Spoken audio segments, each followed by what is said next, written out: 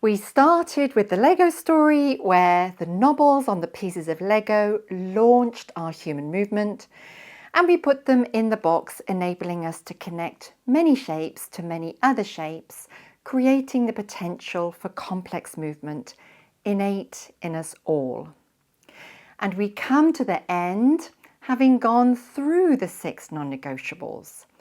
Not non-negotiable in an arrogant kind of a way, non-negotiable in the context of the logical order of things. I was wondering when Pilot was first born whether it was a map. And actually when I doodled and drew it out, it turned out to be a compass. So what we learn is that we end up with 3 planes of motion. Sagittal plane, movement visible when viewed from the side.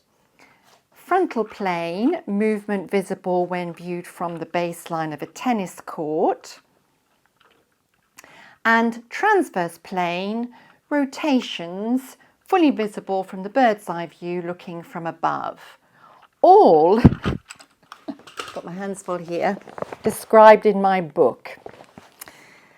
And these 3 planes of motion come from the Lego, from the knobbly bits, the reflexive movement, which becomes modulated and toned down. So we have the benefit of all the shapes, but not the automaticity of them. We have variability. And it's that that gives us top, bottom, front, back, left, right with the extremities, and left, right crossing the midline on the diagonal. And the doodle was a compass because I'd drawn my sticker figure with the extremities touching the circumference of a circle, and what I was looking at was a version of Vitruvian Man. And the only thing that wasn't touching was the tongue. But of course, it's a one-dimensional diagram. And in my head, I have the compass glass face immediately in front of the compass dials. So when the tongue was out, it was touching a perimeter. So I go to my notebook, so many doodles. Pilot, not a map, but a compass. I can't do left and right. I became the aerobics instructor when Jane Fonda's influence led to me bumping into the rest of the class. A compass, because movement, growth, life is in all directions.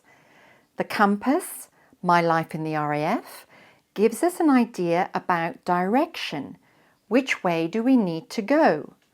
What direction do we know? What direction don't we know?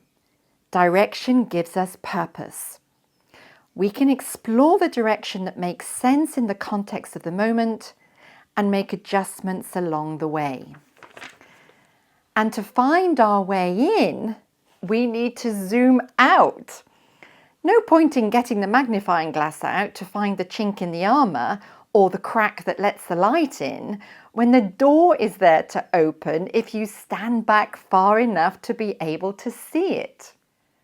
Along each direction of the compass lies a spectrum of symptoms or clues, from minor running all the way through to pathologies with everything in between.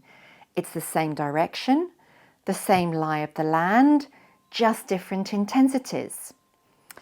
Let's do left and right. We can go all the way from, over here, an innate knowing of left and right. We travel over to someone in the 6th decade of their life, and they've still got to think about it in order to get it right. And then the far end of the spectrum is going to be that person who is actually even oblivious that there even is a left or a right. So when folk come in with sagittal, frontal, transverse plane issues with movement, we can now consider checking first that their knobbles are toned down or modulated, and whether they have a clear sense of their position within that circle of life, the top, the bottom, the front, the back, the left, the right, the midline, and the crossing it on the diagonals. The non-negotiables give insight into what might be in the way of great movement and solutions to help organise that which might be in degrees of a mess.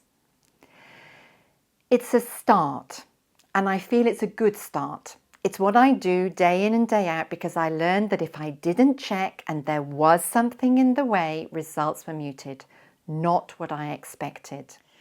Not everyone's Lego requires attention, but enough do to prompt me needing to bring it to the attention of the adult moving world, to broaden its age boundaries, because to consider it only for little ones is, in my experience, an error, a big one.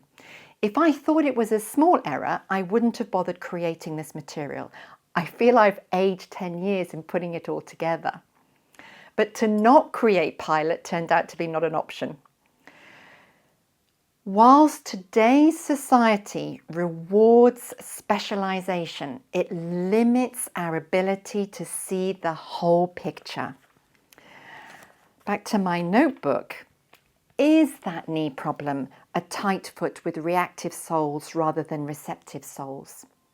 Is that headache or TMJ issue a hand-mouth connection that can't let go of tension?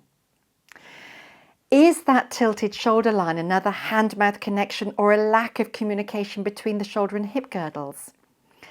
Is that knee, back, glute, neck, foot pain a forward head that doesn't accurately get the sense of upright? And is that repetitive back, neck, shoulder, elbow, wrist, glute, hamstring, calf, Achilles, plantar fascia strain simply down to moving timing being off enough to put extra loads on one area and allowing others to have an easier time of it? Be proud to be a generalist. I'll finish with words from my own book, not my words, T.S. Eliot's words. We shall not cease from exploration, and the end of all our exploring will be to arrive at where we started and to know the place for the first time.